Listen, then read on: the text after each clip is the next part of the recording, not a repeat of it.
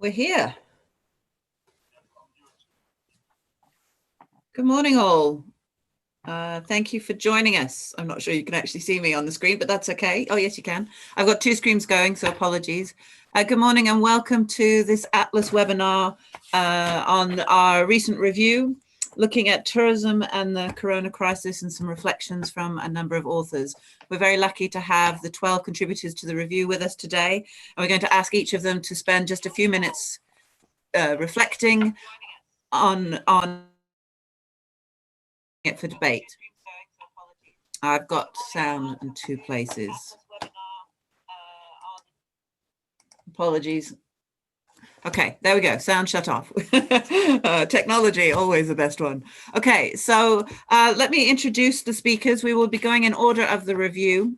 Let me talk a little bit about Atlas and the review first. So Atlas is an association and network of tourism and leisure academics, researchers, and anyone really interested, and has been going for over 20 years. We always welcome new members and student members, so please contact us if you're interested.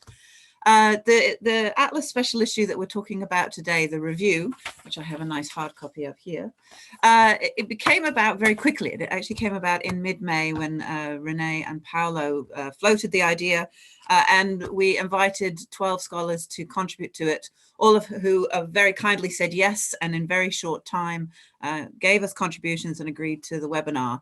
So hopefully this format will be useful and everyone will find it interesting, and hopefully we can really have a good discussion over the topics that many of the authors who have contributed have raised. So the authors who will be talking today, and we'll be talking in order, we'll start with Marina Novelli, then we'll go on to Kevin Hannum, then Edward Herbens, sorry if I pronounced your last name wrong, I'm terribly, not very good.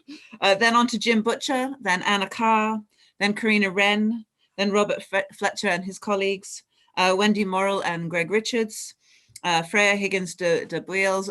Freya, I never say your name right, I'm so sorry. Paolo Russo, and we'll conclude with Raul Bianchi, and then we'll open up for questions. If you have got questions, please bring them through on YouTube, and we will try and get through everybody's questions, and we'll go from there. Okay, so I think without further ado, can I ask Marina to start? For all the other speakers, can I please just ask you to turn your cameras off and turn your sound off? Thank you very much. Marina, over to you. Yes, thank you very much. I'm going to share very quickly a couple of slides because I believe the photographs which I have are quite relevant to the start off of this conversation. I was one of the few people probably who had the privilege or the trouble to having to travel at time of COVID, when on the 23rd of May, I was due to come back to Italy for personal reasons. And of course I was, although I'd been monitoring like everybody else from the comfort of my home office, the troubles the travel and tourism industry was going through, having to go through an airport at the time of COVID was not an experience that anybody would want to have. We all know the impact of coronavirus on the entire tourism value chain, but this morning contribution for me is more to talk about my personal account of what happened, which is reflected in the publication that Tara has just mentioned. Besides the experience of being in Heathrow Terminal 2 completely empty, the reality was that the number of measures, guidelines and conflicting information that one had to encounter to go through the experience was certainly one of the things that I found somehow disturbing. And this is for somebody who, as you know, is a well-traveled animal and one which does not have any problem with adverse situations. Having said that, the main issues that I encountered was the fact that there were a number of protocols, as you all know, which have been implemented. And of course, at the moment I'm in Italy, and as you can imagine, coming back to a country which has been for long the epicenter of the COVID crisis was somehow nerve-wracking, but interestingly now with Italy having a very, very limited number of cases, but primarily in the north part of the country, actually life is going back to normal. But before coming to that normality, or new normality as everybody refers to, was certainly not an experience which I would take lightly in the future. I'm going to show you this video because I think this sets the conversation for the rest of the morning in a lot of ways. Good morning. A little update on my last leg of the trip. I'm in Rome Fiumicino. I'm on my way to Bari finally, after an overnight stay in a hotel. And I have noticed a few things which reflect the level of inconsistencies about measures in terms of this social distancing between London and here in Italy. London was 2 meters, here is 1 meter. And also in terms of sanitation that is required in common spaces, particularly in the hotel where I stayed, which is an airport hotel. I did not notice any particular measures which make the cleaning process different from what would be normally. And I will probably concentrate more on another short video later when I give my thoughts in full. But all I can say is that I've come to the conclusion that all the measures might be just an arbitrary set of guidelines, and a lot will be left to the responsibility of the individual. And indeed, the point is that much of what will happen, and I believe in this phase, will be left to the individual. I was one of the people who was in West Africa at the time of Ebola, and a number of protocol and measures had been introduced at the time. And a few years later, we found ourselves dealing with similar situations which require similar measures, which, although had been recommended, had not really take much of space in the policy and practice of national governments or even private sector or third sector. So this Albert Einstein quote, in a way, captures a lot of my thinking of the last few weeks, where if we keep doing the same thing over and over again and expect a different result, we're actually here for a big trouble. Indeed, and this is to conclude and pass it to other colleagues, the importance of where we are now is to try and see how concept and values in tourism, hospitality and events like safety, sustainability and responsibility, which we've been talking about for the past 20 years, become parts of the practical debate. Because one of the challenges that I'm finding at the moment is when I take part in industry task forces and in a lot of the conversation which require some level of understanding at very, very low level, the complexity is how do you make people understand this in order and make sure that this is part of what the visitor experience is all about. So to conclude, there are a few questions which I have been reflecting on. Is about travel. Will people travel again? Yes, they will. Will they change their behavior? I'm not sure. You know, I'm in Italy, where if you go on the beach, nobody wear a mask. If you're in town, you are obliged to wear a mask and gloves when you enter shops. Will tourism 5.0 will be about responsibility? I believe so.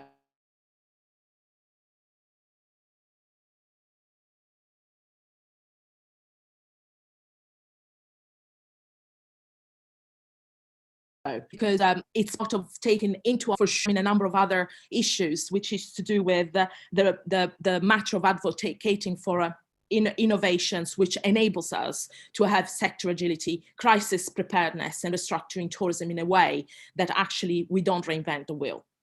Thank you. Many thanks, Marina.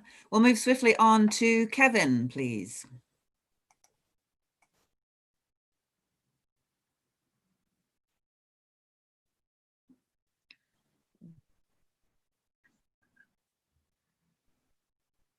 Oh, it's working. Okay. Yeah, so I'm currently based in Macau, which is a kind of little strange place on the edge of China. Macau's kind of very unique, as the Portuguese participants in this webinar will recognize. It's a very unique place, and is now Macau special administrative region of People's Republic of China. So it has a kind of status a bit like Hong Kong. It's a very unique laboratory to study tourism, mobility, and immobility these days, because like Hong Kong, it's got this special status, but it also has developed rapidly as a major, what they call integrated resort destination, or casino capitalism. And for mainland Chinese, it's the only place that they can gamble, and gambling is very much embedded within Chinese culture. So Macau, in terms of GDP, is unique in the sense that well, it's now currently the second richest place on earth. GDP per capita. It's also one of the most densely populated places on earth, because it's 30 square kilometers. So you would expect it to probably have quite high incidence of coronavirus or COVID-19 cases, but actually what happened back in January was that the border was closed very rapidly, border with mainland China and with the ferries to Hong Kong. So everything closed down very, very rapidly. So we've had very few cases of coronavirus here. We've had no deaths at all. So when there have been cases, they've been isolated very, very quickly, and people have recovered. So that's the kind of background. But on the other hand, the toll on people's anxieties has risen as well. A lot of people in Macau are not used to staying in Macau because it's such a small place. It's like 30 square kilometers. Yeah, it's half of a borough in London. It's small, it's compact, it's intense. And so what people have here is an anxiety about not being able to travel. And so we got this idea of anxious immobility raging here, where everyone is literally desperate to get off Macau's peninsula island, Kuiper, and another island, Palawan, joined by bridges. So everyone's kind of desperate to get off.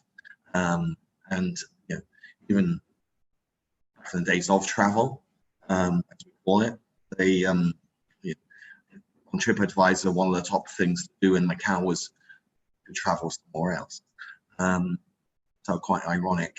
But now you can't even travel to Hong Kong, and so there's a lot of people kind of trapped here for various reasons. They might want to, their families are in Hong Kong, just an hour away by ferry, can't go there.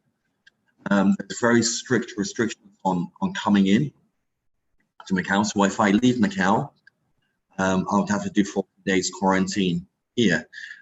But also in terms of your work permit, because my work permit is due to expire, if I leave, I won't be able to return. So if you're a Macau resident, so-called white card, then you have a lot of privilege. If you're a blue card work permit holder like myself, then you have 0. So there's this massive differentiation between Macau residents and those who are work permits.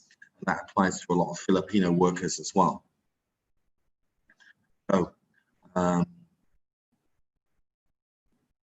so the travel kind of restrictions here and the anxiety that's going on is quite severe. And then you also have that coupled with what's happening in terms of the tourism and leisure market here, is that people are now reinventing local because they can't travel.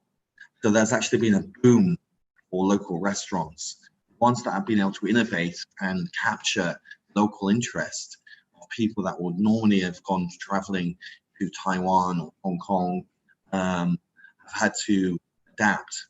So there's been this new wave of restaurants and hospitality actually developing. So it's not all doom and gloom by any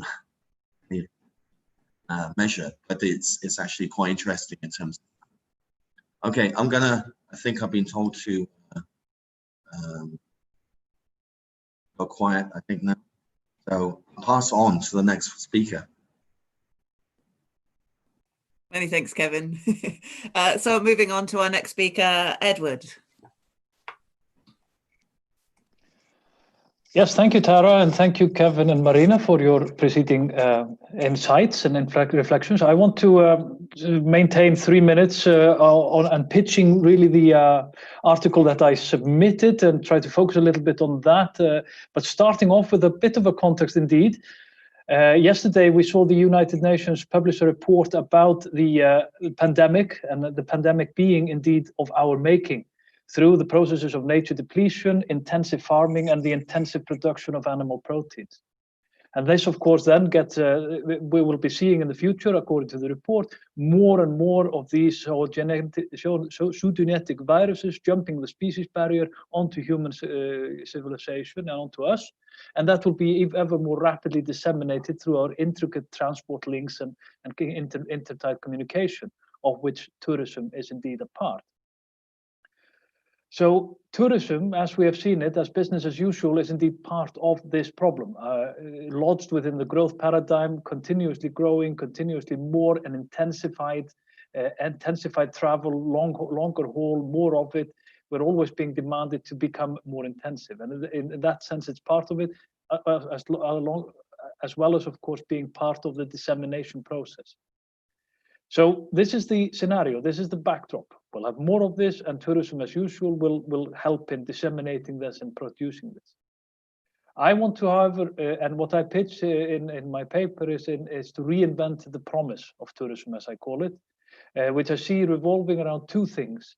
And this is around conviviality and cross-cultural communication. And I would like to add the third thing, which comes from my own work in trying to negotiate new ways of imagining tourism for the future as a climatically sound practice, that is to focus on the journey, or basically start to extend the journey and not demand basically rapid journeys, but rather actually enjoy the journey as well as the destination, as the car rental agency Hertz would claim it. It's about the journey, not the destination, but of course it's about both. So I would like to add the journey in order to see that as part and parcel of the tourism practice, facilitating conviviality. So what will happen if the COVID measures persist, or what we're seeing in the COVID then, I see as threatening to this promise of tourism. I see tourism and travel becoming ever more rigidly ordered and demanding ever more rapid movement between A and B, more atomization and more basically cocooning of the traveler, and thus to the detriment of this promise of conviviality and cross-cultural communication. I see then also destinations becoming sanitized bubble that will actually curtail and limit contact between people. And what I say is that the implication is that post-corona travel will resume, most likely, under the hallowed frame of Western consumerism, wrapped with Enlightenment ideals of progress and growth. We will witness, however, at the same time, even more self-centered tourists. We will see tourism that, beyond simply aspiring to capture the experience of the place and people through the tourist gaze, will also demand a greater degree of social distancing in the name of health and safety. Now, the small everyday practices we have already adopted of subtly evading interactions, you all know we don't shake hands anymore, we don't hug, we don't kiss, we move to the side when we see someone, and we even avert our gaze, to make sure we don't infect people with something. We will see these more pronounced in hotels, airlines, restaurants, and catering when it comes to some of the most intimate acts of social cohesion and conviviality. And how we can transform these, this is what I see as the threat of the future of travel in those corona times, and which I worry about. And I would like to highlight the the promise of tourism in order to feed the innovative practices of the industry to deal with what we could then call the new normal. Basically try to maintain the promise of tourism of conviviality and cross-cultural communication and cohesion. That's sort of my input. Thank you. Many thanks, Edward, and much closer to time. Not that it matters too much. Okay, next up, Jim, thank you. Okay, am I on? I'm okay? Okay, hopefully everybody can hear me.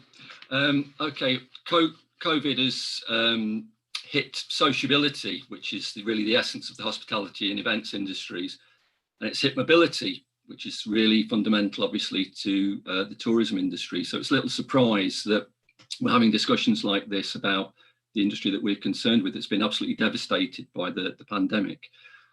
But the response to a pandemic is never given in the pandemic or the crisis itself. It's much more a product of the values of a society and the kind of cultural script that's followed. And that's really what I wanted to think about.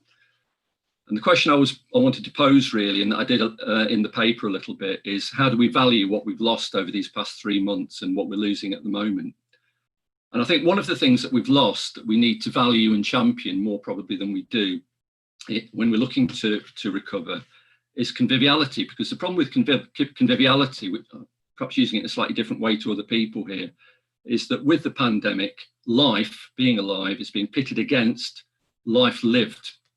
Life lived as in terms of enjoying life, sociability, and so on. So this is quite a unique situation that we have to deal with. And I think we should be going forward sort of champions of conviviality as one of the sort of key things about the industry that we're concerned with. Sociologist George Simmel refers to it as pleasure contingent upon the pleasure of others, a distinct form that distills out of the realities of social life the pure essence of association. So it's one of those times when you read something in sociology, and it made me think actually of my own life, holidays, meals out with families, and the pure essence of association, and times when one's pleasure is contingent upon the pleasure of others.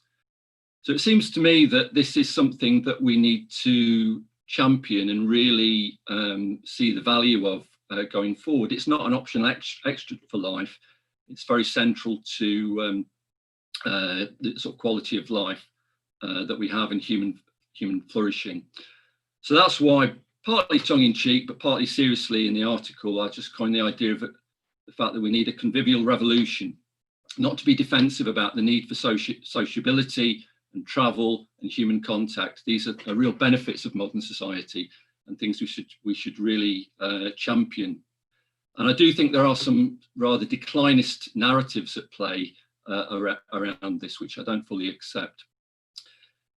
How do we value what we've lost? Well, the other thing that we've lost that I don't think we fully value is the economy. The economy's been absolutely devastated, the tourism economy probably more than any other. In UK towns, it's predicted that tourism towns are going to be the hardest hit. Many of these places already are amongst the poorest in the UK. That's one of the reasons why I've basically pinned my colours to the mast in terms of recovery being more important than reform.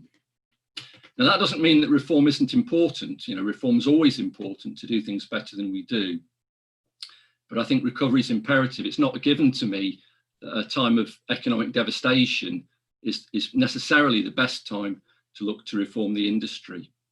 Moreover, the reforms that seem to be on offer within the debate are focused around assumptions that I don't fully buy into, principally around the idea of degrowth. I don't think the degrowth philosophy fully values what we have. It relies on a certain narrative, a declinist narrative, and a certain pessimism over what I think are real distinct possibilities to address the problems that tourism certainly has, but to address them in an expansive way that seeks to expand tourism to more parts of the world potentially, and has a sort of more positive take on the legacy of mass tourism thus far. Now, just on this question of a declinist narrative, I wanted to refer back to something that Edward mentioned. He started off at the start of his talk saying that the pandemic would lead to a, or could fuel a kind of new reality, and we could expect more of these pandemics, and this is the way society is going. Well, in fact, in modern mass society, there have been fewer pandemics and fewer people have died in pandemics, despite the fact we have massively higher population than previously in history. Modern society's technology and economic growth have enabled us, it's caused us problems, but it's enabled us to, okay, thanks Tara, nearly done. It's enabled us to deal with those problems at higher levels of development.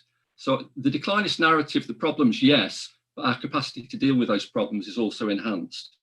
So final sentence, just in conclusion then, I think we should give a higher value to the industry economically and look to recovery as soon and as full as possible. And I think we should give a higher value to conviviality and the benefits of mass travel. Thanks. Many thanks, Jim. Moving swiftly on to try and keep to time. Anna, over to you. Kia ora everyone from the bottom of the world, Aotearoa, New Zealand. I'm just going to share some slides. Won't be a second, hopefully you can see that. So my paper was looking at Aotearoa post-COVID nature-centric world, and really, I suppose I'm coming from a sort of critical but optimistic perspective, and I'm very lucky to live in a country where they have the pandemic so far under control. It's been seen by various authors as the COVID-19 pandemic being a threat to nature, but I'd like to posit the idea of a potential for a sort of an ecocentric turn in terms of how we value nature, and nature being very much part of us and part of our lifestyles here in Aotearoa. So just a little bit of context, top left corner, yes, New Zealand is very small and distant from very seriously COVID-19 affected populations. And of course, this is a social challenge, it's an economic challenge. Health-wise, though, for us, distance is a positive. And so on June 10th, we went into what's called level 1. Life began in the new normal. However, what's not normal is our economy has suffered, especially in terms of tourism being a major player with our gross domestic product. So arrivals into New Zealand in April 2020 were only 5,700, down from 540,000 in April 2019. And today we had the news that Air New Zealand's freezing all flights for the next 2 to 3 weeks. So how the world sees us as New Zealanders and how the world sees New Zealand, well, quite remote, quite adventurous. The cartoon is of our Prime Minister holding the level 1 flag and evoking Edmund Hillary's ascent with Tenzing Norgay on Sagarmatha, Tromalungma, Mount Everest. One of the big things that were on New Zealanders' minds was how quickly we can return to the new normal. And one of these spaces that this desire to go out and live life post-pandemic was to be outdoors and pursue outdoor recreation, outdoor leisure, engage with nature even more and value our natural world. So we're continuing that perception of us being an outdoors society, even though probably the majority of Kiwis do not get beyond the first sort of 30 minutes on a walkway. So Mountain Safety Council on the right there, they even had processes by which you could go online and look at suitable activities for different levels of lockdown once you could get outdoors and out and recreate. The politicians have been following closely this potential to value nature even more post-pandemic or during the pandemic as we re-envision our economy, and Department of Conservation has been an active player as a government agency. There's been 1.1 billion New Zealand dollars invested in green jobs and environmental jobs. We've also had political promises with the wellbeing budget, rebuilding our country together, but also how we relate to the rest of the world in terms of ecosystem services being recognised, and the need for a resilient society and economy with health, wellness and biodiversity through that environmental jobs package. So from a perspective of adventure tourism or nature-based tourism, maybe through revisiting how we manage the negative human impacts in New Zealand that have occurred pre-pandemic, when we had situations of over-tourism occurring, maybe we could, through this, start to actually realise that 100% pure New Zealand brand by valuing nature, treasuring our landscapes, the enhanced biodiversity. But we really need to look critically about the tools we can use to overcome over-tourism should we return to tourism levels that we had prior to the pandemic.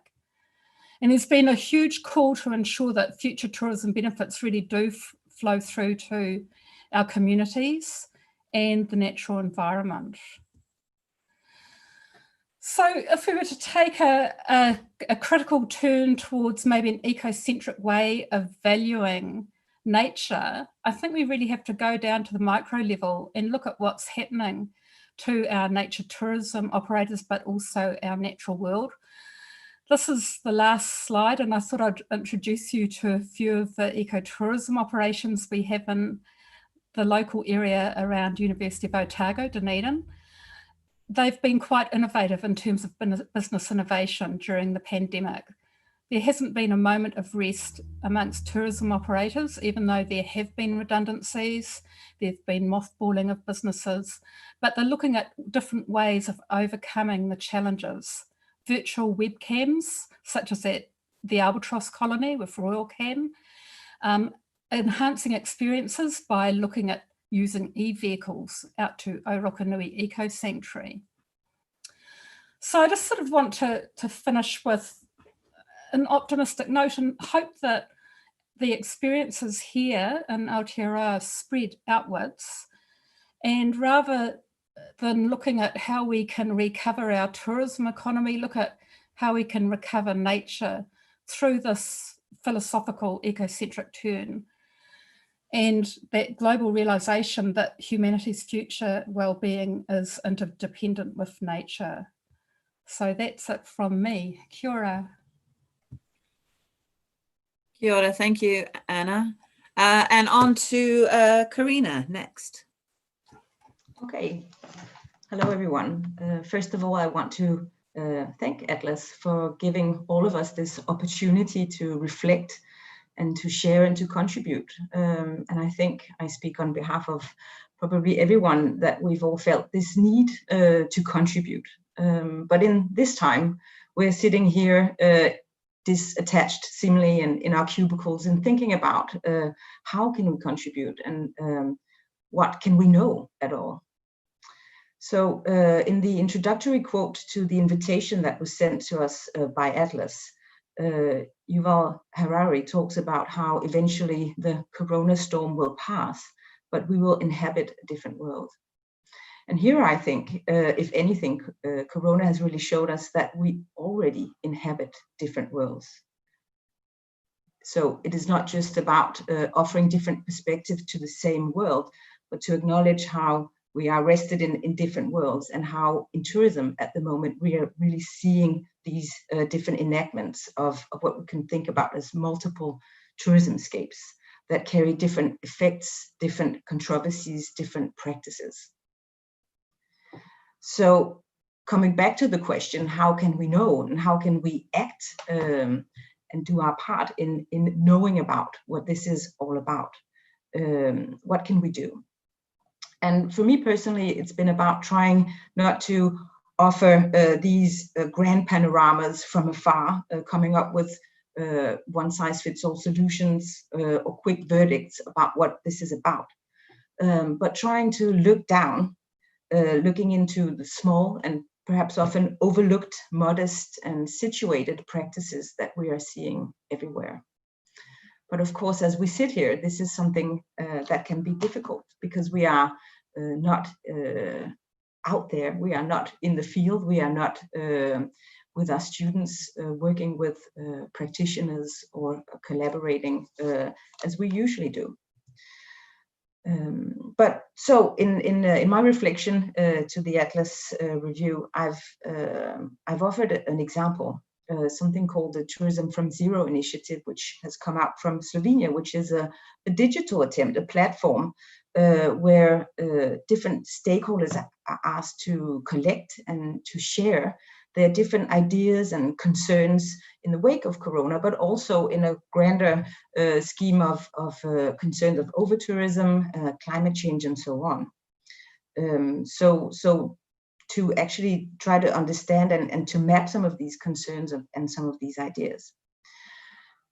And I think what was interesting by looking at this digital platform is that it actually allows us to understand digital tourism, e-tourism, smart tourism, all of these digitally mediated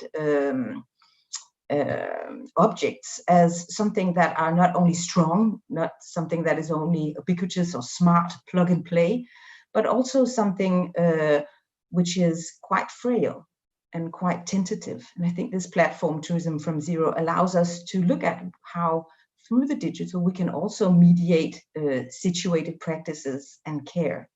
Perhaps also this conviviality that is spoken about here, as it fosters super local, handheld, short travel, different kinds of experiences. So summing up, in what can we know? We can know that we're all in it together at the same time that we are also inhabiting multiple tourism scapes, and that we can look at the situated practices, these local initiatives, for instance, local platforms, as, I think for me, futuring devices that actively take part of imagining and shaping tourism futures. So I encourage you to check it out, tourismfromzero.org. And otherwise, thank you again for letting me contribute. Thank you. Many thanks, Karina. Oh, video. Okay, we're going to move on to Robert. Thanks, Robert. Hi, everyone. Thank you. Well, I would have a lot to say about degrowth, but that isn't the focus of our particular contribution here. Our contribution to this session is more on the implications of the COVID crisis for the use of ecotourism as a strategy for funding and promoting biodiversity conservation in particular. Now, this has become a key component of conservation policy worldwide over the last several decades, and it's commonly grounded in the idea that revenue from ecotourism can inspire local people's support for conservation by showing them that conservation pays more than other more destructive forms of land use. And this is the same rationale used to promote a variety of different mechanisms that also seek to harness economic markets as the basis for conservation finance, including things like payments for environmental services and the REDD+ mechanism. Now, some conservationists have always worried about this approach, since they point out that it promotes what's called extrinsic motivation as opposed to intrinsic motivation. And people fear that this kind of extrinsic motivation might fall away if the revenue motivating this approach disappears. And this is exactly what some people are now highlighting right now as a consequence of the COVID crisis, which of course has caused ecotourism to all but disappear in conservation spaces throughout the world. And so in response, some conservationists have called for diversification of conservation financing to include, for instance, innovative financial instruments that try to bundle together different mechanisms into packages that can be traded in financial markets, similar to hedge funds. But this approach, of course, carries the danger of making conservation motivation even more extrinsic and vulnerable to fluctuations in the global economy of this sort that we are experiencing right now. So as a result, in our contribution, we argue that the current crisis shows, in fact, that there's a need for conservation to move away entirely from finance based in market engagement and to instead treat conservation as an activity that must be actively subsidized on a long-term basis rather than something that should be made to try to pay for itself. Now, how to develop this long-term support is something that we therefore would like to see at the center of discussion, as right now the world's working to develop a global biodiversity framework to guide conservation efforts throughout the world for the next decade. Thank you. Wow, short and sweet. Thanks very much. Thanks for keeping to time. Okay, Melanie, you're next. Thank you. Thank you very much, Tara. So my piece in the review focused on well-being, and I think we all had the realization that health and well-being come first.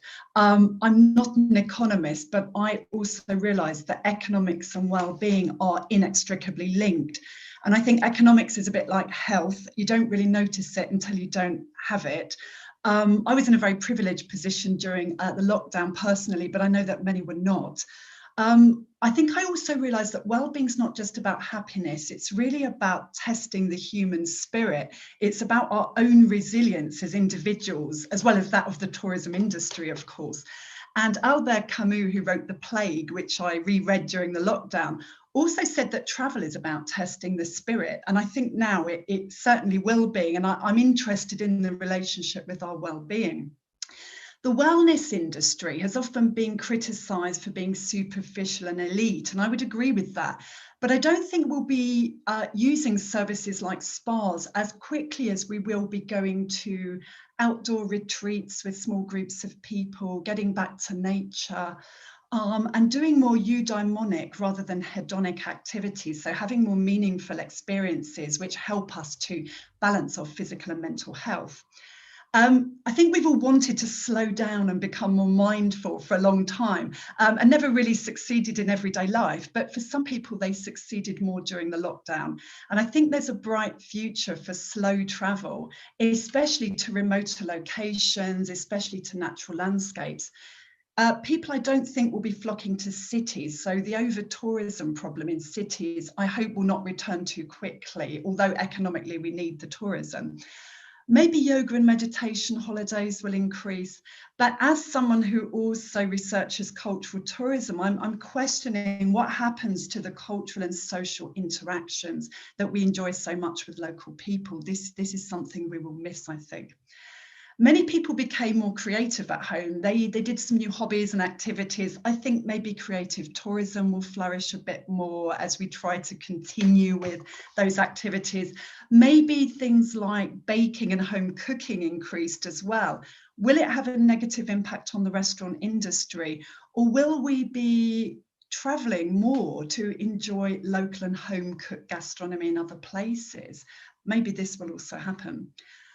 Online living, this kind of saved our lives, and I'm very grateful to technology for saving my job and my kids' education and my fitness regime and my social life. But will we want a break now? Will we be looking for digital detox retreats or Wi-Fi free zones? Probably most of us have a very ambivalent relationship with technology, and I wonder how that will go in terms of the future. Overall, I'm an optimist. I think even if there's a second wave of the coronavirus, it will not be as much of a shock as the first. I think we'll deal with it better. I think lockdown will be phased or segmented or segregated. I think crises are really good for focusing our attention on what's important within our lives and our well-being. I think tourism's really resilient. We saw this in terms of recovery rates from terrorist attacks, for example, and people are really in a hurry to return to normal. If we look at English seasides, not a great example, but people are really keen to get back to tourism and leisure. Finally, I think one of the paradoxes of life is that threats to health and happiness are often the factors that encourage us to really appreciate what we have, to celebrate our lives more on this fragile planet, maybe even to value nature more. I think travel will continue as much and as soon as it can. The question is whether traveling will cause us more stress than staying home. This is a question I think many of us will be considering this summer and beyond. Thank you very much. Many thanks, Melanie. Wendy, over to you. Thank you. Just share my screen here. My name is Wendy Morrill. I work for WISE Travel Confederation, which is a international trade association for businesses specialized in youth, student, and educational travel. I work with Greg Richards at WISE since 2008. He's unable to be here today because he's traveling. So you get me instead. Forgive this foray into a few graphs and some rather operational things that we're seeing from the association point of view. I'm not an academic, but I'm grateful for you all having me here today. The article Greg and I contributed to the journal discusses the very first wave of data collected by WISE Travel Confederation in mid-March for a survey that's monitoring the impact of the pandemic on the youth travel industry. The project is now in its 5th wave, still collecting data. And you can see in March, things were actually looking pretty good. And they've bottomed out in May, and in June, we saw a little bit of an improvement in the outlook for this year. Simply put, business is not so good in the youth travel industry or the industry at large, and the outlook is still pretty grim. Most bets are on the first half of 2021 if you ask youth travel organizations about recovery. And we also found that this is in line with when those organizations are planning to send folks back to industry events, which is pretty important in a niche sector like educational travel, where B2B conferences are pretty important for senders and receivers. As far as the implications of COVID-19 for youth travel, we're still receiving nice surprises every month, so it still remains to be seen how radical changes will be and what the indirect effects will be. But I'd boil things down to 2 categories. Effects relating to physical distancing, obviously, hostels, schools, transportation providers, they're all dealing with those things pretty well from what we've heard. In some cases, existing trends are simply being accelerated. The other area is related to effects from politics, and that's where cultural exchange programs that are dependent on visa schemes are dealing with, and been dealt a few pretty bad blows the last few weeks, actually. I'd say at the moment, and I don't know if Greg agrees with me on this, but the biggest disruption to the established order of youth travel and the industry that serves it is the chaos in the USA right now. It's one of the most popular destinations for youth travel since WISE has been tracking it. It's a major loss for businesses in the US, but on the other hand, it's a major opportunity for other destinations out there that want to leverage the youth market. Last point would be the recovery of the events industry. For a niche sector, like I said, of educational travel, those B2B events are pretty crucial for doing business. My time's up. I think you can find out more about the funnest part of youth travel and this project at the WISE website. Thanks. Thank you, Wendy. And next on to Freya. Okay, thank you, Tara. I'm very glad to be here, and I'd like to thank Atlas for making this happen. I'll just tip my timer and make sure I don't get too excited about everything. The photograph that I have behind me is of a tree in the Clare Valley, and it's a beautiful eucalypt that Aboriginal people there used as housing, as shelter. And so I start out with what we do in Australia, the Acknowledgement of Country. I'm speaking to you from Kaurna country today, and I'm very honored to be amongst such an illustrious group of presenters and excited to be with you. In acknowledging country, when we talk about the Aboriginal custodians, what I'm thinking about is the image of relationships and relationality between people and place and peoples in place, which are very important to tourism. It gets us thinking. And in fact, my contribution was inspired by an Aboriginal viewpoint and an Indigenous viewpoint of how past, present, and future are interconnected. So in my thinking about COVID-19, I looked at the past of tourism, the present under COVID-19, with a view to the future possibilities for a transformed tourism, using that idea that past, present, and future are interwoven and interconnected. So what is it that is of concern with COVID-19 about tourism in particular? And some of you will be familiar with my work where I criticize tourism. And it's in fact the injustices that come with tourism and the fact that some lives matter more than others. And when we come to COVID-19, we can see that some lives matter more than others, with this idea that some people, if they're aged or they're unwell, can be sacrificed to the opening up in the push to get the economies going. And then, of course, those words ring with the Black Lives Matter movement as well, about who matters and who doesn't not matter, and what do we do about this. So when I think about tourism, I think about the crew on the cruise ships who are still stuck there without pay, and how they've largely been ignored except for union movements speaking about their conditions. And I think about things like hospitality workers not being able to make a living wage off of one job. So that's what I find wrong with the way that tourism runs, and why I've been inspired by the thinking around COVID-19 as an opportunity for transformations.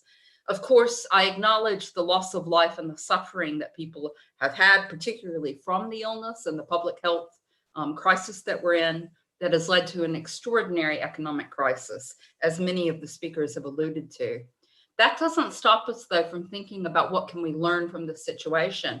And in particular, it was the stopping of things that we were told could not be done otherwise. And it's also the revival of the social that occurred with COVID-19, that we saw that we cared about each other. And we also saw how the undermining under neoliberalism has taken away the social welfare net for people, and in fact have made people very vulnerable.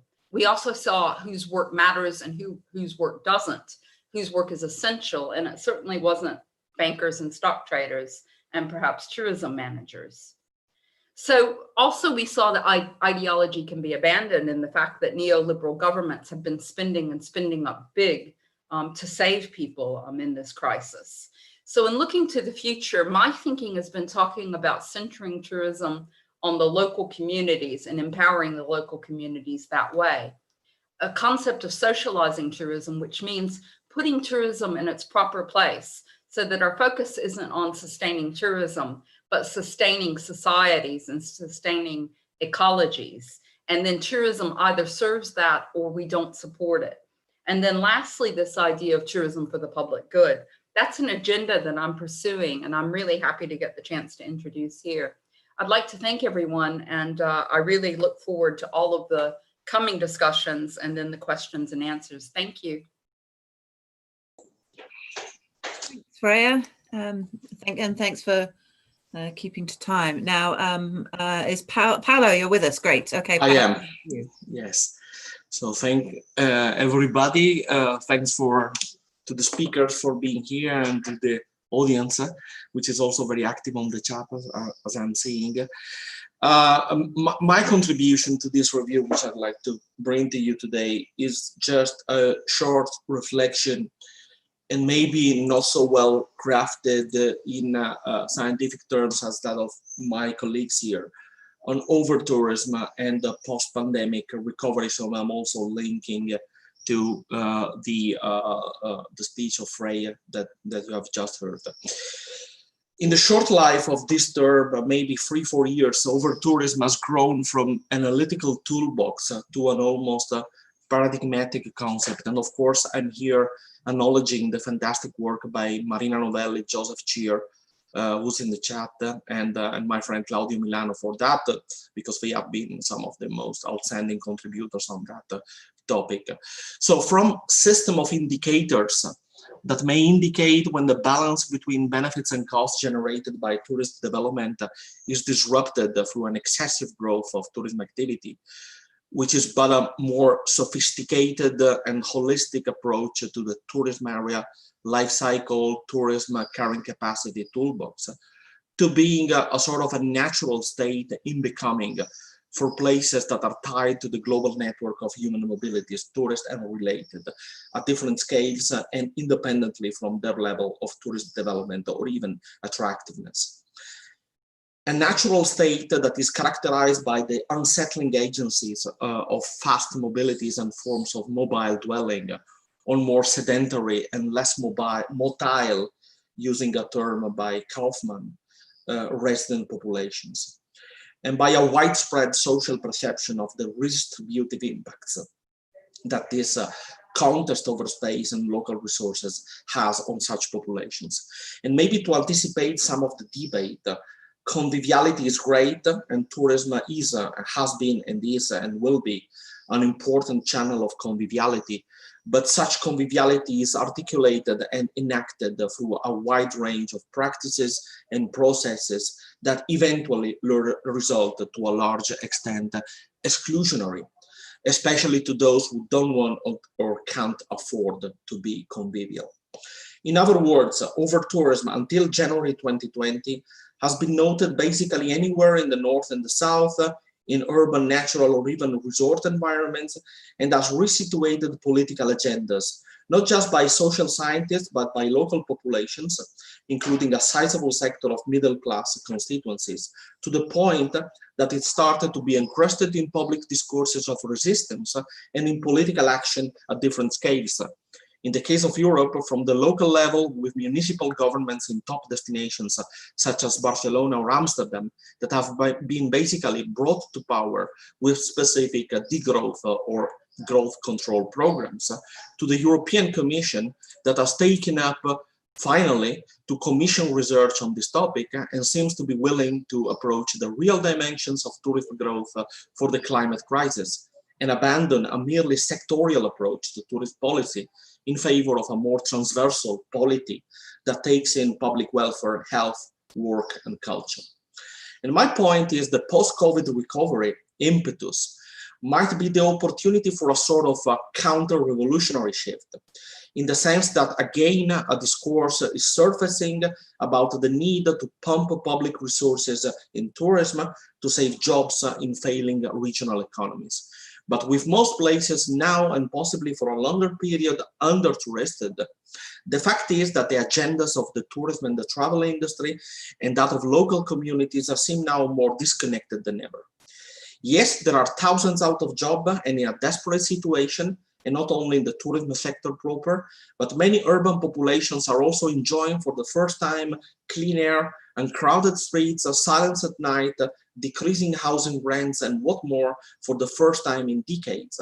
And having peaked into a post-over-tourism world, they are deciding that they can handle it.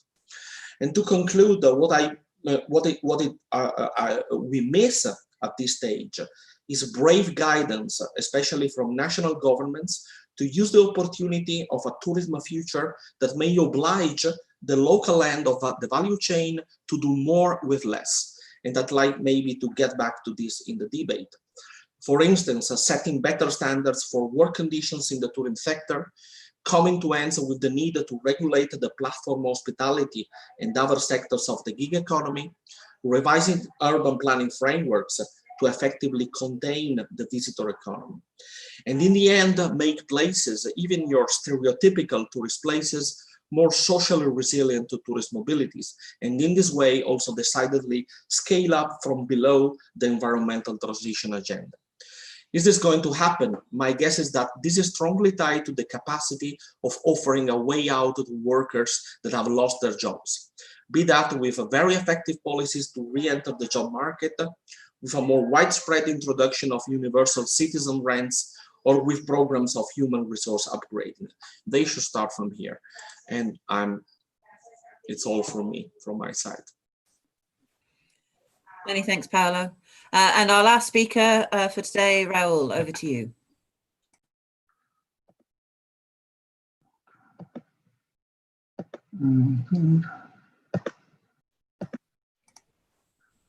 I'm here, Tara. I'm just trying to get the video. Thank you.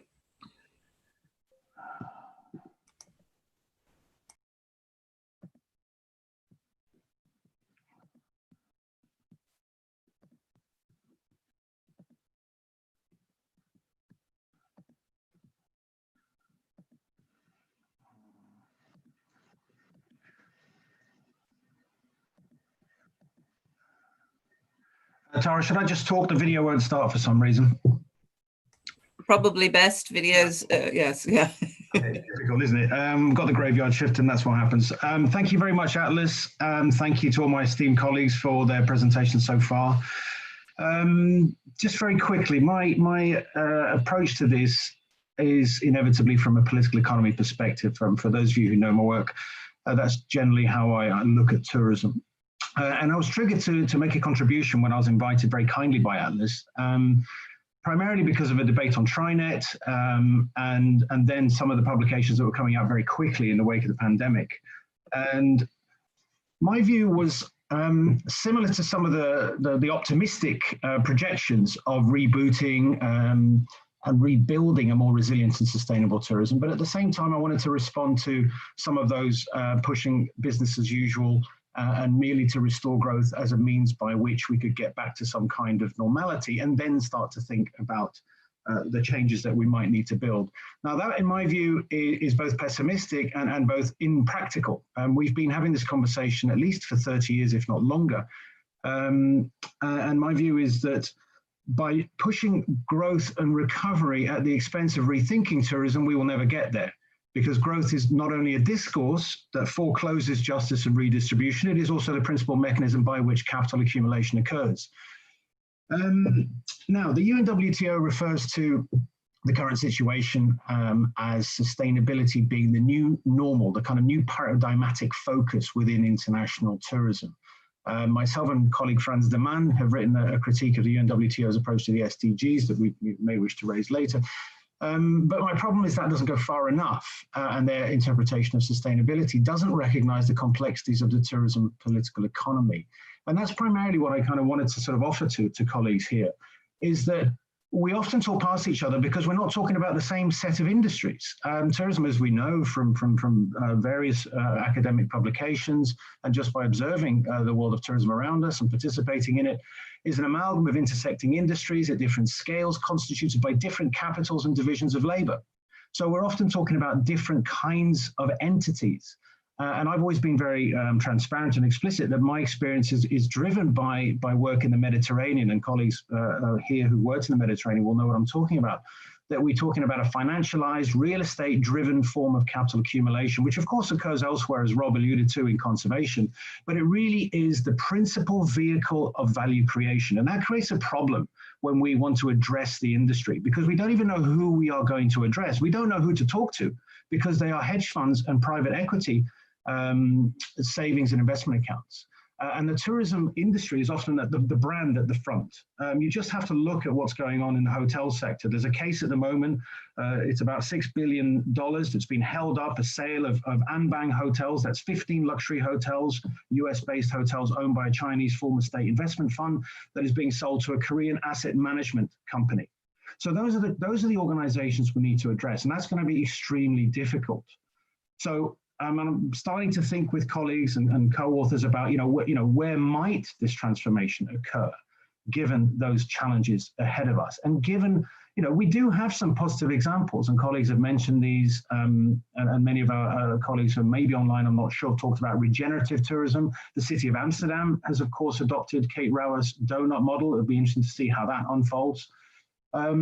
But my view is that capitalism is an expansive force, driven by growth, driven by a relentless search for profit, and the organization of the industry and the industries is one that is contested, and that struggle involves the workers. I'm glad Paolo mentioned that, because any solution will have to bring workers along, whether it's degrowth, whether it's inclusive growth, or whatever it might be. So we need to decouple investment decisions in destinations from the short-term logics of competition and profit. And I can say more if there are any questions on that front. So thank you very much, everybody, and then thanks for listening. Apologies for my video. I'll try and work on it while the discussion continues. Thanks, Raoul. That would be great. Okay, thank you very much to all of our speakers. Much appreciated for you taking the time. Now we can go over to the question part of our session. I have got YouTube up on my other screen, so excuse me for looking back and forth. We've had a couple of questions come in so far, and I'm sure we'll have more. I'm going to start with one for Anna, and this might actually be more broadly than just for Anna. How could COVID-19, how could it be a threat to ecotourism, taking into account that COVID-19 has minimized the negative impacts that could be done by tourists? I think I'm speaking from a broad perspective there too, in terms of the direct potential impact of COVID-19 being a zoonotic disease, and there's been particular concerns in Africa about the potential for the virus to actually jump to primate species. So when we're looking at it from that global perspective, these sort of issues have come up. But the other issue from a New Zealand context is the pandemic has had that direct economic impact on most of our tourism operators. And context-wise, we're very generally small, medium tourism enterprises, even micro, i.e. one owner-operator with 1 or 2 part-time staff, who have really suffered from the downfall with tourism arrivals disappearing overnight. And the domestic market may be able to fill that gap for a short term, but the general fear is that once people have been somewhere, they're not going to want to go and revisit that operator. So they're having to think on their feet a lot more, especially those that are not close to urban environments and urban populations. So there's a couple of things happening there in that respect. Thanks, Anna. Would anyone else like to comment on that question as well?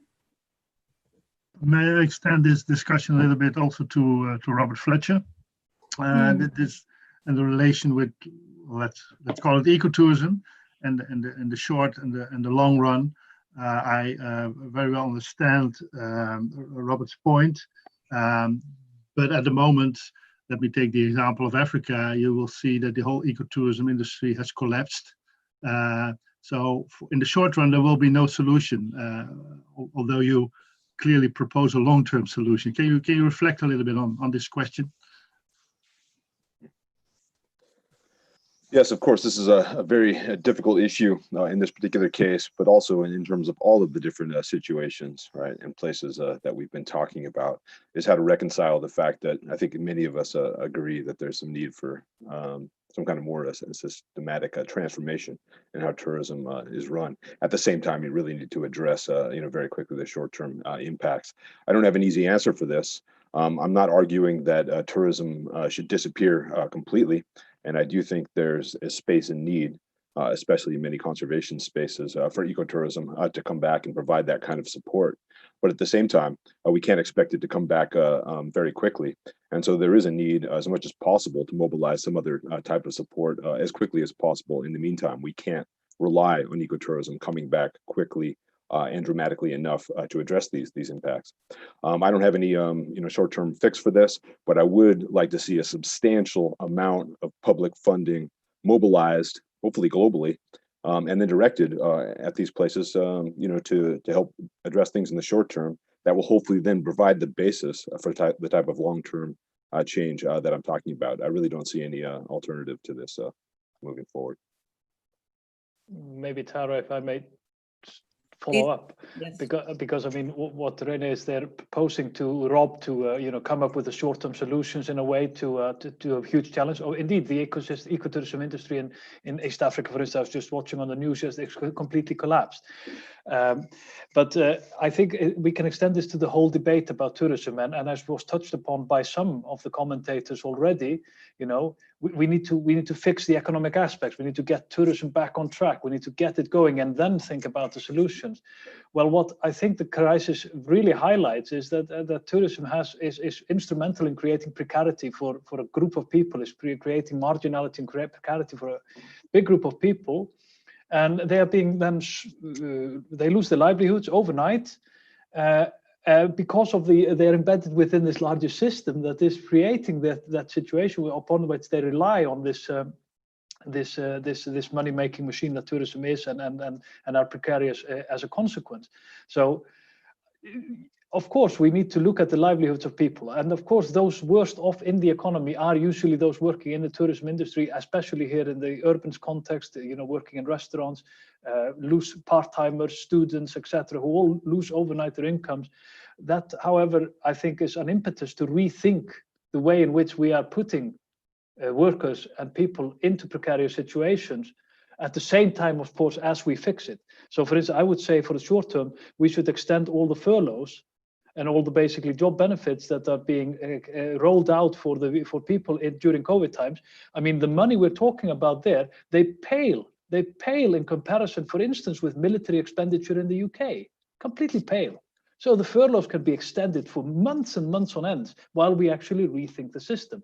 However, addressing in Kenya, Africa, I'm not sure. I'm just not familiar with the context, how furlough schemes could be extended there. But in the European context, for sure, we should not shy away from, for instance, extending the furloughs and really rethink the system. Thanks. Thanks. Any more comments on that? I mean, I think that brings up lots of things and touches on a lot of what Raoul was saying as well. Just one, Tara. Just in terms of, I think the neoliberal aspect is really interesting. In the New Zealand government, we've got a Labour government, and it also is working with New Zealand First and Greens. And so they've been quite quick with their investment in creating employment, wage subsidies, environmental jobs through that $1.1 billion package. And of course, the taxpayer is going to be investing in that in the long term. But context-wise, our country is, a third of it is under management by the government for the public. And so it's probably easier for New Zealand to kind of aspire towards recovery in that nature space as well. Probably a less difficult road for us to actually travel. Yes, thank you. A good point. Okay, I'm going to come to a point that's been mentioned a couple of times, and Stroma Cole's brought it up, and it comes back to gender equality or gender inequality and tourism. So would anyone like to make any comments on that, perhaps? Tara, I will. Just to follow on as well to what you said in terms of the comments just now, linking to my talk. Absolutely, particularly the hospitality industries in London. You can see behind me, that's a picture. Obviously, I'm not sitting on the riverbank, but one of the worst hit sectors in London, which is, I think, 50 to 60% of hospitality workers are non-native born or second generation. Many of my students, if not all of them actually, work in some area of the hospitality industry, is very badly paid, very precarious working conditions, and so on and so forth. And a majority of them are women. I'm sort of waiting to volunteer for an organization called Under One Sky, and there are so many people who want to go out on the streets because and basically deliver food. There are just too many volunteers, funnily enough. And one of the reasons is because there were so many vulnerable women workers who were just literally thrown out of restaurants, bars, cafes, and hotels within days of the pandemic hitting, not eligible for furlough for various reasons. As Ed was talking about, the furlough scheme is, of course, relatively stronger here than in developing countries. But absolutely, and we must acknowledge that women are often a disproportionate percentage of precarious hospitality workers, if not tourism workers, of course, in informal sectors around the world. I think that links into Wendy's work as well, because we see youth, women, and migrants in tourism and hospitality. So workers is something I think we could talk about, but I want to just touch on something else that Raoul said that I think links in with a lot of the other talks, and that is SDGs. If we're talking about tourism as recovery and economics, where do the SDGs now fit within the tourism and hospitality industry?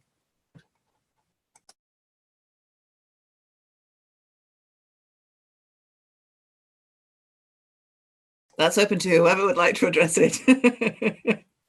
I'd like to, Tara. The UN SDGs can be looked at critically, and I believe that Raoul said that his recent paper with Daman, have I got the name right, has done that.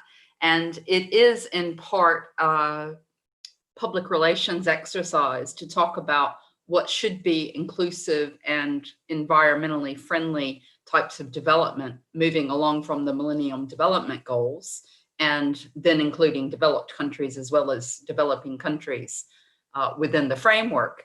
What we can see from COVID-19 is it's very likely that neoliberal governments are going to say that growth and return to normal is essential to deal with the crisis and to prevent a more serious and devastating financial crisis, because in fact, we're probably in a downward spiral economically that could be as bad as the Great Depression.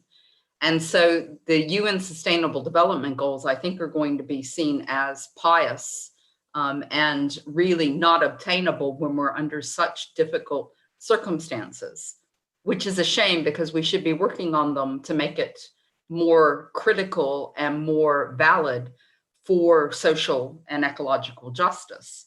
And I'll just say, I care less about the UN Sustainable Development Goals now than I do about the climate crisis that we're in. When you listen to the scientists, we are in such a serious downward spiral that I find things like the goal where it says decent work and continued growth, that they're actually opposed to each other, and they are very hard to make meaningful for peoples whose lives are lived at the margins. Because the thing is, these conversations that we're having are among us as privileged people, and we aren't experiencing what the really strong difficulties are that people at the coalface have. That's my comment. Thank you. Thanks, Freya. Any more comments? Wendy. Just a quick one. I mean, we've asked about messaging to consumers that businesses are using right now about travel to young consumers, and sustainability in general is at the bottom of the bucket, which I suppose is not surprising, but it's a little bit disappointing, particularly towards the youth market, where people are quite quick to usually say that there's a lot of potential there. So we're not seeing a lot of interest in that right now, when I think it's probably an opportunity area. Good comment, Jim. Sorry, just briefly, I'm glad growth is in the SDGs, and I would probably give it more prominence, because for all of the problems that attends growth, economic growth is highly correlated with increased health, longevity, better education, and so on. And you do have to pose the question, without growth, where does the surplus come from to pay for better health, dealing with pandemics and all of these other things? Very, very briefly, I think Raoul made a very, very good point about redistribution and growth. And I'm one of these people, I want my cake and eat it. You know, I want growth and redistribution. And I actually think that, well, in the UK, for example, from the last election, we've got a relatively right-wing government that is committed, because of the electorate and because what they've said to the electorate, to a levelling up. And so there are big democratic questions being posed across Europe, and there are, you know, things in Europe where you can see trade unions, the Gilets jaunes in France, perhaps to an extent, and various other movements of people saying, you know, we do want a fairer share of what's going on. So I'd separate the two things. I'm absolutely for redistribution and addressing some of these social justice issues, but I see growth in an expansive sector as a contributor to that, not something that's antithetical to that. Can I come back on that, Tara? Yes, please. Yeah, I mean, I think, Jim, we probably agree on a lot more than is often evident. But the problem with that is, well, first of all, growth, of course, is not exclusive to capitalist economies. I mean, the Soviet Union was as obsessed with growth as any society we've ever seen. It just went about it in a very different way and ultimately failed. But underpinning growth are the contested class relations of capitalist economies. And I use the word capitalism. Neoliberalism is but one variant. And actually what I'm quite worried about is we're moving into a much more autocratic, statist, techno-capitalism. Now that worries me even more. And all the organizations that I'm part of, that's what we work on. I mean, outside tourism, political organizations. And it's clear to me, and you mean, I don't want to bore people to death about the UK, but I mean, there's some evidence of that here. And of course, in my other home country, in Italy. And it'd be interesting if Marina's still online to talk about that.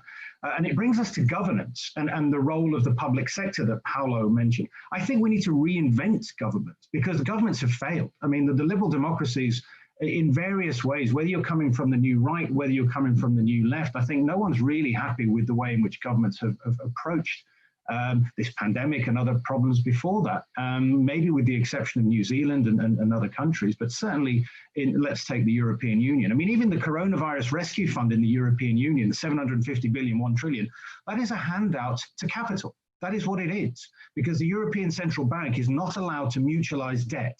And that was one of the fundamental reasons we didn't get out of the last crisis. And let's not forget, Southern Europe is still suffering the last crisis. 32% youth unemployment in Spain, where I do most of my work. So the problem with, I agree, I'm probably agnostic on growth insofar as like even Herman Daly, one of the sort of founding figures of degrowth thinking, acknowledges that there has to be a qualitative enlargement of productive investment in low-income states. We need to, as you use that word, level up. And I'm not using that like Boris Johnson uses it, but in a sort of a classic political economy sense.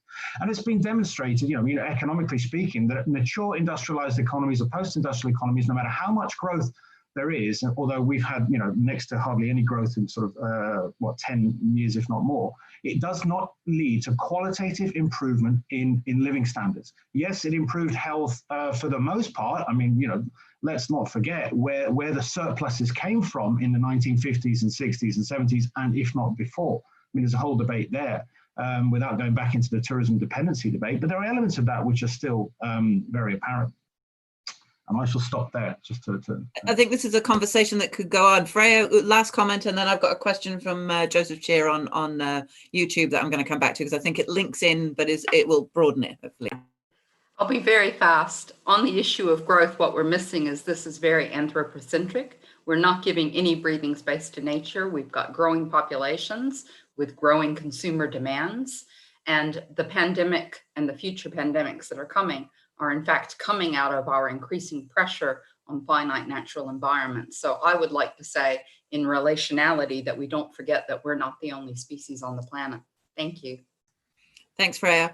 Okay, Joseph asked, what are the can't even speak now. What are the implications of all of this for the democratization of travel? That's open to anybody. Paolo. Maybe just a very brief comment on that. I think that is really the issue. And I'm quite pessimistic in that sense. And just recalling the work of, that was so inspiring also for me, the work of the late John Urry, it doesn't look good. Meaning if we want to do something with climate, there is going to be an elitization of mobilities. And if we had such elitization of mobilities, which is not a good thing, of course, but it might be a necessary thing in the long term, probably our regions and cities would have been also much more resilient to this type of crisis. Probably we have also to revise the concept of democracy in this sense.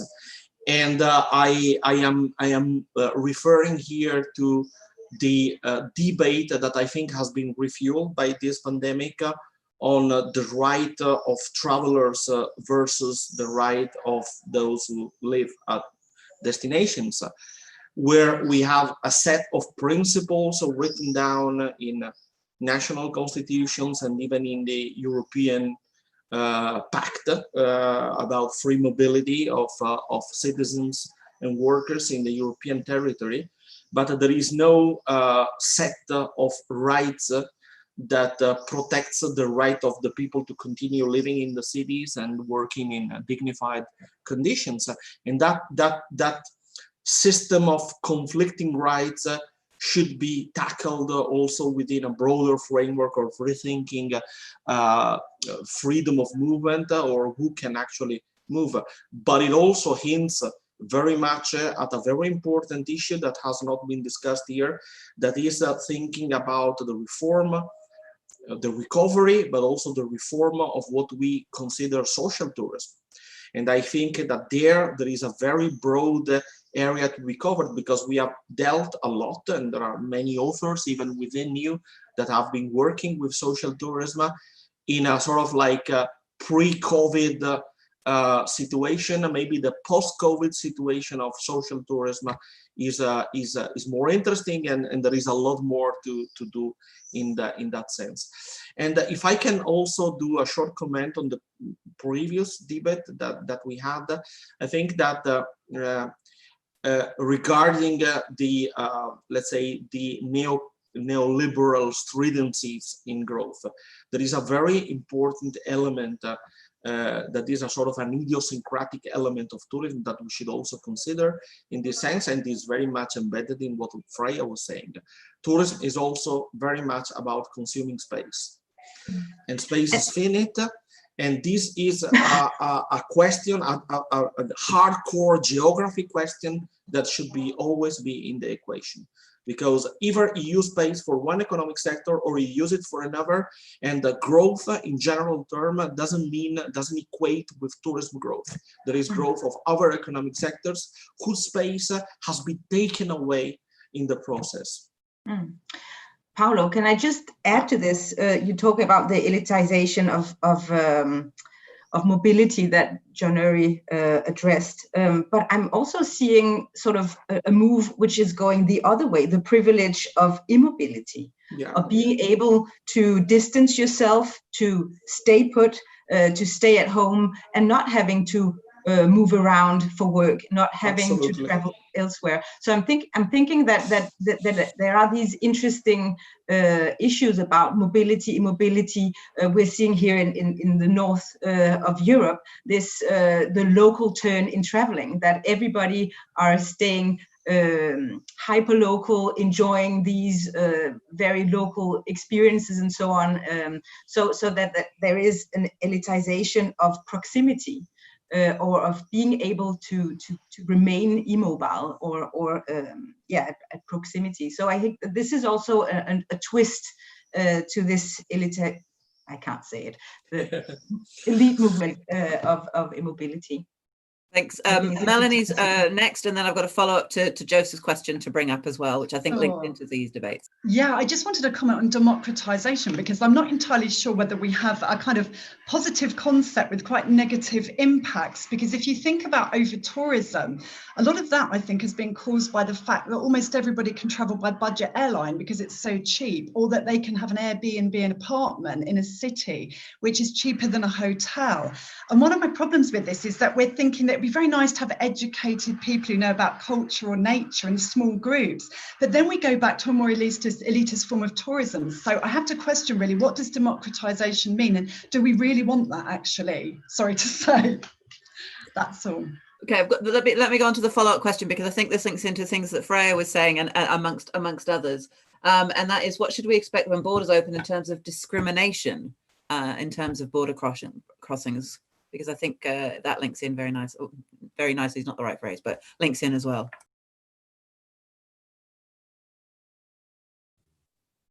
Could I make a comment on that one, Tara? I think it's been really apparent here in Aotearoa that our close proximity to Australia and the South Pacific has resulted in a debate that's been played out in the media about who should we open our bubble to.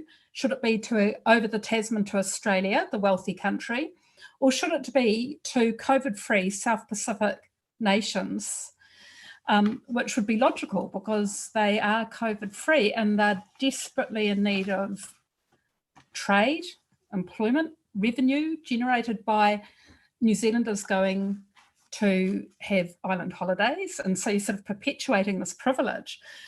But at the same time, there's been a dreadful silence, I think, in terms of what is happening in refugee camps and other situations where people are not privileged.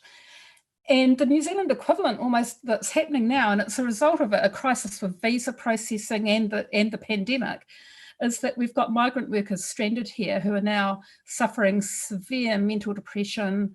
They've been unable to get back to their homes and families in the islands. And this is in Melanesia as well as in the Pacific. And so you've got all these other inequalities that are really starting to unravel, and they're putting pressure on the New Zealand government as well as the realisation how lucky we are here if we do have a home, if we can, as Karina said, stay put, when we're actually starting to get a situation of almost like a refugee crisis here because people can't go home. Edward, I think you wanted to add some comments. Yeah, thanks. Well, I mean, seconding a lot of what has been said here already, of course. I just want to add, I mean, Paolo encouraged us to rethink democracy. And yeah, I think also I would like to rethink travel and tourism. And I think that's maybe more sort of within our remit in a sense, and especially from our area of expertise and the geographical specificities thereof. And I'm thinking, you know, one is of course this sort of local travel, you know, which indeed can be for us privileged that could work from home and had a home to work from, generally, and all that. And then we get sort of entry into all kinds of tourism bubbles, like the ones opening up on the Schengen region now, which is, and so it's very much for the privilege. That's one, but appreciating the local and traveling locally is something that more can do, actually, and I think most can do. And I mean, that's one thing that could be highlighted. And the other thing which I touched upon in my pitch was also the journey. I mean, the thing is, we don't need to, push everyone into jet planes to whisk them off to faraway destination. We could travel much slower to these destinations and have that part of our travel. However, that's of course much more expensive at current, usually, to do this. But indeed, I mean, sort of combining these and rethinking travel and tourism practices, because we are at current promoting practices of consumption that have to do with gaining instantaneous experiences and gratifications to instantaneous gratification to our desires in faraway places that can probably just as well be served in the backyard of your home, more or less. That's often the case. So how do we rethink travel as well in terms of, and that also bears on the climate issue as well. Because, for instance, long-haul aviation and aviation in general will not be climatically sustainable. There are no technological fixes within the immediate future, we're talking decades now, that will allow for mass tourism with aviation. I mean, it will always be climatically unsustainable. So how do we think that? How do we counter that? Yeah, thanks. Thank you, Raoul. Jim wants to jump in first and then you, if that's all right. Thank you. Jim. Very brief on democracy. I mean, democratization, there's two meanings for that, really, isn't there? One is the usage of it in terms of the growth of travel. And I think that is one of the things I would sort of celebrate, the extension of travel. More and more people. It's only a couple of generations ago, very few people had been abroad, and the fact that a lot of people can do that now is a very positive thing. But I am interested in the issue of democracy, and I think that's a very interesting thing. And I think that democracy needs to be deepened in relation to controlling how tourism develops, and that's something that perhaps people would sort of share on here. So if you look at things that people have mentioned, Amsterdam, Barcelona, quite good examples of relatively wealthy societies that have a great deal of tourism and benefit a great deal from it, addressing a problem, but it's a problem that's a good problem to have, in a sense, compared to poorer societies, like the places that maybe Rob referred to, where the decline in tourism devastates an economy and means that people have to forage for bushmeat and poach and things like that. The key difference between the two kinds of societies is wealth. Barcelona, wealthy within Spain, wealthy generally, and Amsterdam can make those kind of democratic choices in the context of wealth. Poor societies can't do that, and there's going to be a lot more societies in that position due to COVID. And that's why I think that democracy is a shared agenda here, but I don't see many places where people are using their democratic rights to argue for degrowth. Thanks, Jim. Raoul? Okay, well, just to jump right back into Jim's point and then come to a wider point, is that I think it was Bourdieu who said that, how do we distinguish economics from political economy? I mean, economics is the study of people's choices as producers and consumers, and political economy is to study why people, including firms and governments and states, have fewer choices to make than others. And that is precisely manifested in a couple of the responses by Ed and Jim.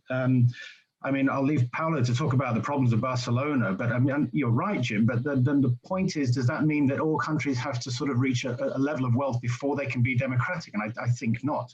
And there are many examples of countries around the world which have achieved well-being and a better standard, a good standard of living at much lower levels of per capita income, Costa Rica being one of them, which I'm sure Rob could comment on far more eloquently. So just one final point is, it comes back to this question, this very deep division between, let's call it global north and global south. And tourism inserted itself into that emerging division after decolonization in the 1950s and 60s, as we all know, without rehearsing that argument. But the terms upon which countries became integrated into the international tourism market were very, very, very different. And indeed, the tourism we see in Barcelona is not the same kind of tourism we see in sub-Saharan Africa, as I'm sure Rene would testify, or in small island developing states, which it creates something in the region of $30 billion a year in those countries. But the total external debt of small island development states is 75% of their GDP, of their combined GDP. And that hasn't shifted. And if you think since 1970 to 2011, there's been a net transfer of nearly $1 trillion out of the developing world at precisely the time they've had above average rates of growth. Ethiopia, where I did some work, 7% growth, but one of the poorest countries in Africa. So there's a question of democracy and the choices countries are able to make. And often tourism seems like the path of least resistance, and then it brings further problems with them because there is a lack of governance, there's a lack of citizen decision making. And there's a lack of, the right kind of tourism. And I don't mean that kind of elite mass division, but I mean, a kind of a productive tourism that can expand wealth and prosperity without having to go for the kind of mass tourism infrastructure of Spain, which we could also talk about. I mean, there's a lack of innovation in Spain because the property holders went for growth. They weren't concerned with wages. I mean, if you look at sort of real wages for the last 50 years, they've barely shifted in tourism. With very high rates of growth. So there's a real problem there. Thanks, Raoul. Marina. Yes, I would like to pick on what Raoul has just mentioned. In fact, apologies, I had to come out of the webinar because I was giving a keynote sustainable travel and tourism webinar, which is taking place at the same time. And we were talking exactly about this. And when I mentioned responsibility, I actually wanted to refer to the issue of taking responsibility. I can give you two practical examples of what Raoul has just highlighted. Take the approach that the African continent and many destinations in Africa have taken over the past 20 years. They've placed all their basket in one specific basket, which is the international market. Take Ghana as an example. Their strategy for the past 4 years has been about addressing the diaspora market, the international market coming from the US. So yes, it is about choices. And I've referred in my presentation I just did to what happened after Ebola, right? During Ebola and after Ebola, we devised policies and protocols on how to diversify the market and how to make sure that we will not place all the egg in one basket. And I can tell you, I mean, we refer to countries like in West Africa, like Nigeria, for instance, like Nigeria does not need international tourists. You've got a huge population and market share that could certainly live on a share of that population. If you compare to the Gambia that has always aspired to have 180 to 200,000 tourists a year, with the 150 million people living in a country, you don't need international tourists. And it's been my huge debate and in a way, a conversation at African destination level. I do appreciate that if we talk about the other things that we have made a mistake for many years, is that the attention has been placed on mainstream tourists, the mass tourism versus the niche tourism debate. This is not about that. It's about understanding how the sector can be de-risked by actually understanding who are the players, who are the component of that value chain. And in the global south in particular, the main components of that global chain are small, medium, and micro enterprises, which have been ignored for the last 20 years. And until we are going to recognize that in Africa, like in other parts of the world, I mean, if you look at what's happening in Italy now, I'm in Puglia, which is was last year the top destination in Italy, voted best destination on the National Geographic, and yet their strategies was specifically pointed on international travel and tourism. So again, is about how do we work together to diversify that offering so that the de-risking become much more possible. And democratization of travel plays a huge role in that, because us as travelers and holidaymakers can actually inform the sector as well in our choices. So again, you know, I feel really frustrated when there is this level of purism philosophy about saying, you know, poor country cannot actually address some of the issues that we are addressing in the global north. That's not true. You know, there are destinations in Africa which are actually richer than Italy, and those countries should be the leading countries to change the agenda in tourism. And through the Building Bridges in Africa, which is an initiative that we have just launched, it was the first time ever in 20 years I've worked in Africa that we had 35 CEO of tourism boards across Africa, which came together to really start working together and working on inter-Africa travel, on regional and domestic product development. And we hope that a lesson has been learned. Again, we don't have to reinvent the wheel. We have been pushing for this. It's time for that change to happen. Thanks, Marina. Rob? Okay, well, I think previous speakers have already covered a lot of the ground that I was hoping to get to. Just a couple comments on some of the proceeding. First, in terms of relative wealth of different societies and their capacity then to both promote democratization and then also to absorb travel and issues of travel. Of course, those different levels of wealth and poverty don't occur in a vacuum and are very much the product of these historical relationships, right? I mean. Consequences of colonialism. The fact that the Netherlands is so wealthy is a direct result of its colonial occupations in the past. The same with Spain. All of these things, still occur in the present. The reason why many other societies around the world remain much more impoverished is precisely because of these colonial relationships that continue in terms of extraction of wealth over time. And it's of course tourism that then comes in and then exploits those same divisions of wealth and poverty and the inequality that develops, right? So we really need to place all of this in this historical context as well. Also in terms of democratization and the ability to travel, I mean, yeah, you can call increasing access to travel democratization, but it's not democracy in a political sense, right? It's about the ability to buy into the market, right? That's one way of understanding democracy, but it is not the way that I tend to understand it.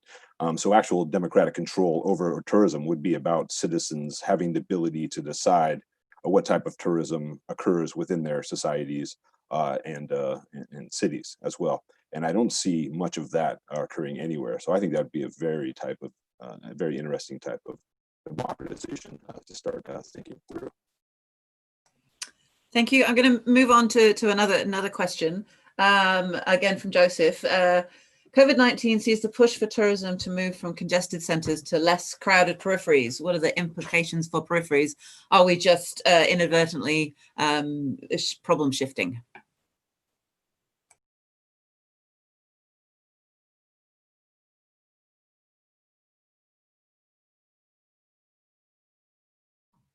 Melanie. I would just have one comment, and that is when I was researching over tourism in cities, it really struck me that the kind of mass party tourism that we started to see in cities was really something like a shifting of what's been happening in the resorts of Greece and Spain since the 1970s, of large groups of people going to drink and sort of overindulge without really worrying too much about the residents or the cultural infrastructure or any of these issues. So it very much depends, I think, on the numbers, of course, probably the types of tourists. Although what I noticed in my own research on over-tourism is that we've got at least like 80% of the tourists going to have parties in cities are actually very educated. They've got BA degrees. Their second motivation is cultural and heritage attractions. So the problem may be that people will go to the countryside and say, let's, relax in nature and reconnect with nature. But the question is then, I think, maybe one more of behavior possibly rather than profile. It's a really good question, because I'm surprised by what's happened in cities myself, considering that we always thought that it was mainly educated cultural tourists. What we know is that cultural tourists always also drink and have parties. So will that then shift to the countryside? I mean, we can hope not, but we've seen some evidence of that, I think, in other contexts. Freya? Thank you, Tara. I'm interested in that question from the Australian perspective, because we had the major bushfires and there was a real talk about come with it empty eskies, so that people from the cities would go out to the rural areas that have particularly been impacted by the bushfires. We find many places in the world, though, that have a problem that you get more and more urbanization happening and a real disconnect between rural and urban areas, and a misunderstanding by urban people about where food comes from or what the production is in rural and peripheral places. And people in peripheries really feel left behind and unappreciated, and life's very hard to maintain in some of these rural places. And this is where the concept that I was working on of tourism for the public good could come into this. It's about connections between people for social purposes as well as economic purposes. So I think one of the most important things that we could do in the future is to create rural-urban solidarity. And COVID-19, one of the lessons or the catalysts that come from it is an appreciation of this. Rural areas in Australia, though, have reacted to visitors coming from the cities after we've come out of lockdown or even during lockdown with saying, don't come. So we've seen those messages come from rural communities worried about the impacts upon them that COVID-19 exposure could give because they don't have proper health facilities. So that reminds us of the right to say no to tourism. That's something that's been missing in our tourism debates, except by a few scholars, about this idea of local communities controlling the types of tourism that come to them. And COVID-19 shows that possibility to say no. So that's an interesting question to consider. Thank you. I'm just going to repeat a comment, Melanie, if you don't mind, that you put on the chat, where she said urban people romanticize rural areas often. The rural idyll is very attractive. However, they do not often want to know or engage with the hardship and authenticity.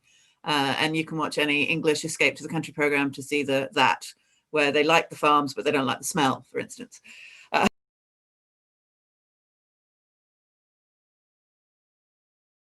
No, I've muted myself. We're beginning to run out of time with 10 minutes to go. I want to just shift direction slightly. And I wondered about education.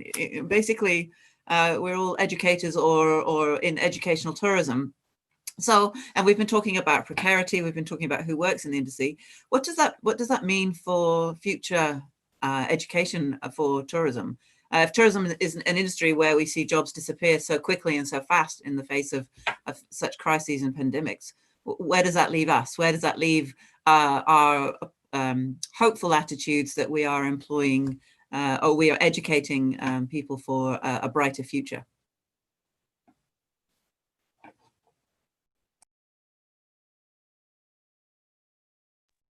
Well, maybe I'll pitch in. I mean, at least I'm not educating people for careers in tourism or hospitality. I mean, I'm educating people in a critical analysis of a huge aspect of our society, which is tourism and travel, leisure activities, which is a huge thing. And I think they don't. I wouldn't approach my students as saying, guys, I'm grooming you for a career in hospitality. I'm saying I'm grooming you to understand a huge aspect of our society that we need to understand, because it has a lot to do with how we conceive of ourselves, who we are, our lives, our desires.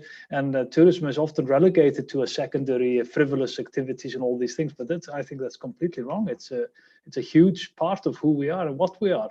And that's why I want to reconceive of tourism and travel a little bit away and in a broader context from the industry per se, to see it as an everyday practice and understand it from that perspective as well. And also then maybe diversify the industry from the perspective of this being an everyday practice and seeing this in, as Marina was pointing out, as something that we can do locally, and we can do this in a range of ways. So that's how I would answer this. Thanks.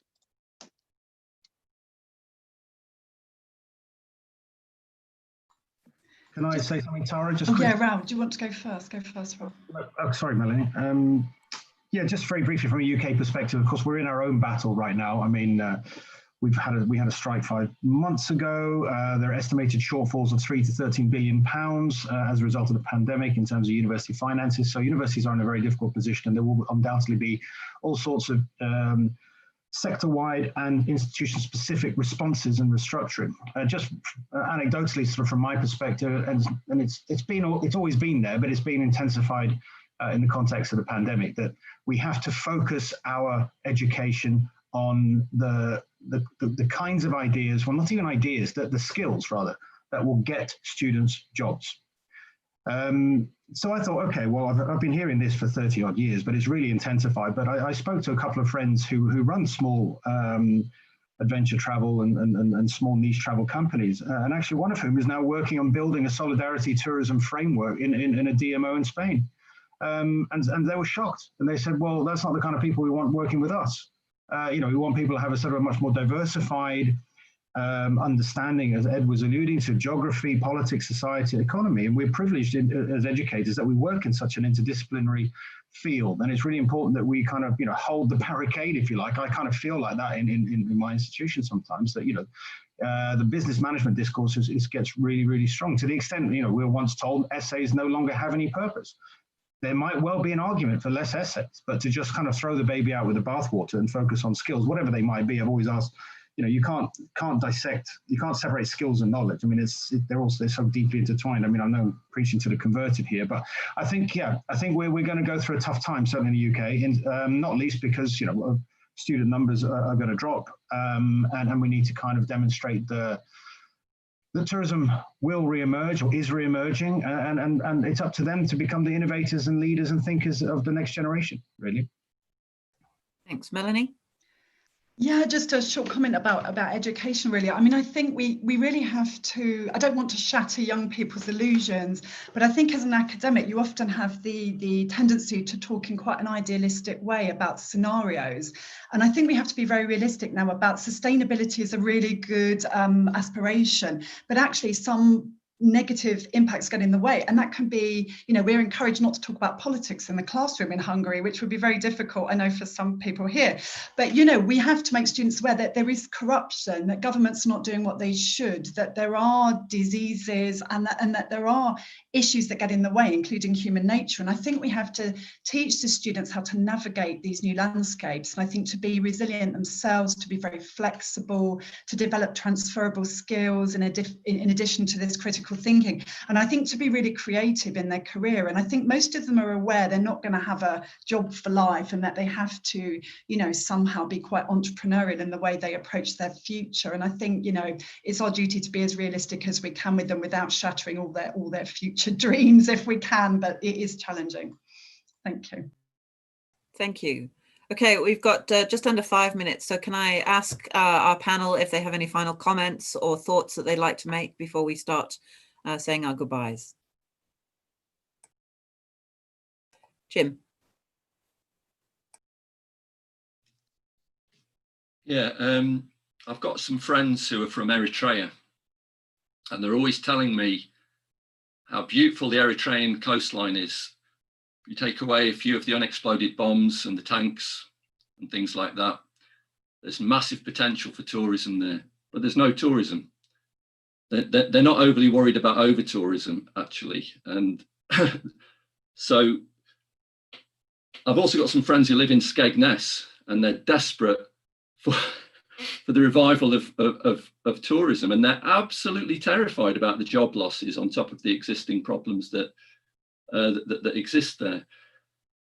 And I think that we need to kind of be able to, as well as considering the downside and the cultural problems of tourism, also grasp the aspirations of people who look to the industry for their future, to build a life for themselves, for their families, and improve their wages and fight for their wages and all of those things.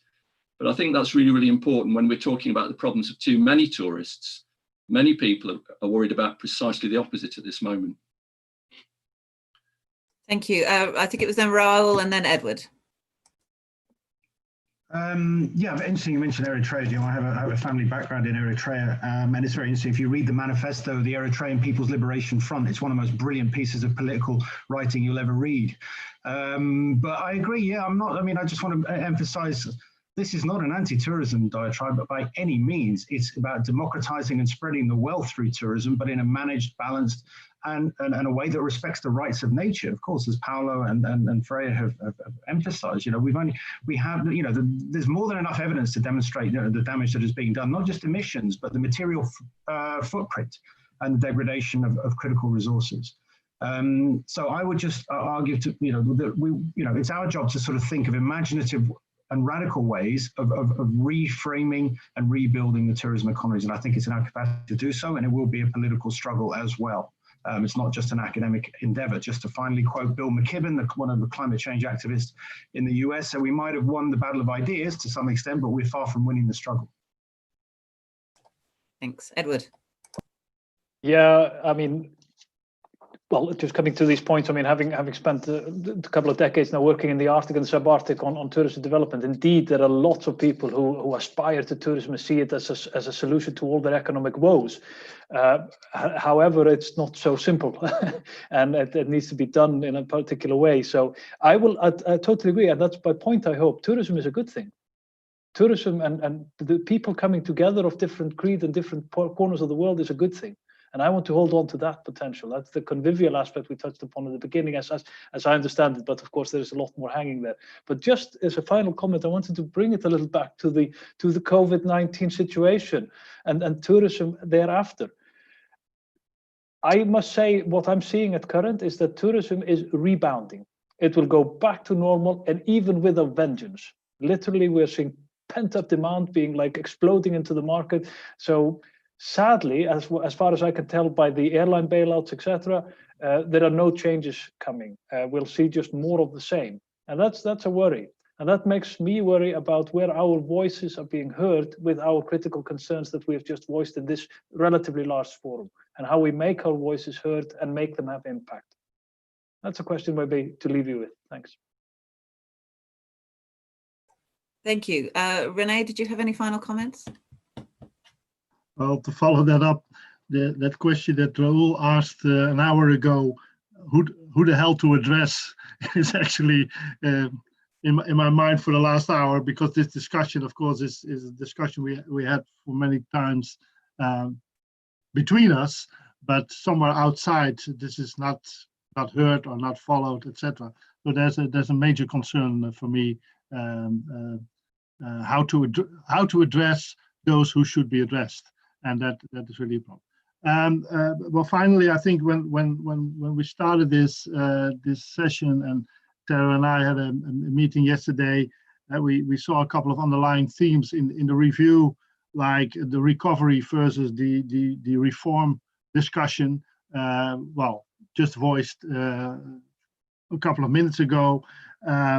The whole discussion about conviviality, which is brought up by a number of contributors, but also tourism community and tourism nature relations. Are we going towards new tourism community and tourism nature relations, or will we very soon go back to the situation we had, let's say, half a year ago? So that, I think, is very interesting underlying themes in the review and also in the discussion today.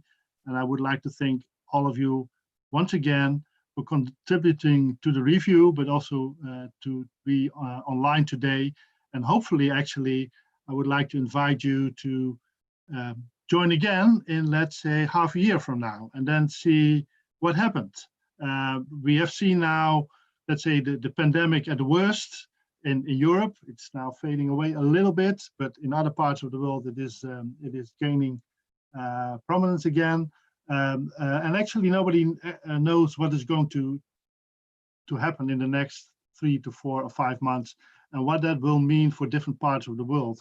And we had a discussion in what was it, a month ago, about Asia and the first let's say recoveries that happened in Asia.